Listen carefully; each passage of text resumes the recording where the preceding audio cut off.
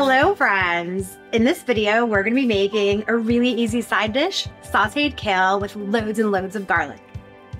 In a pan over very, very low heat, I just added 2 tablespoons of olive oil and 5 cloves of finely minced garlic.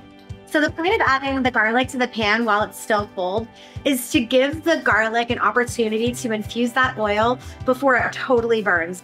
All right, so in this recipe, we're actually gonna add some of the ribs. You can use all of the ribs from the bunch of kale or just a few to see how you like it. But I'm gonna very finely slice these.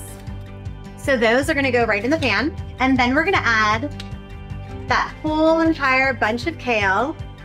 Make sure everything's in bite-sized pieces.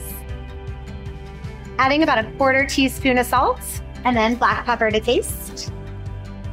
Gonna stir this up a little bit, get everything nice and coated with that oil. If you like things a little bit spicy, you can absolutely add some cut up chili peppers or red chili flakes to this. But we're just going simple today with salt, pepper, and loads of garlic. So what we're gonna do now is we're actually gonna pop a lid on this because we wanna encourage steaming. So over pretty low heat, we're gonna let this steam for about 5 minutes.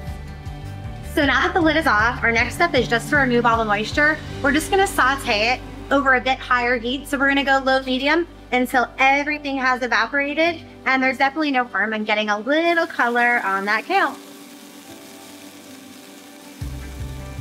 Thanks for making this garlicky sauteed kale with me. I hope you learned a lot and that you really enjoyed what we made. And until next time, bye.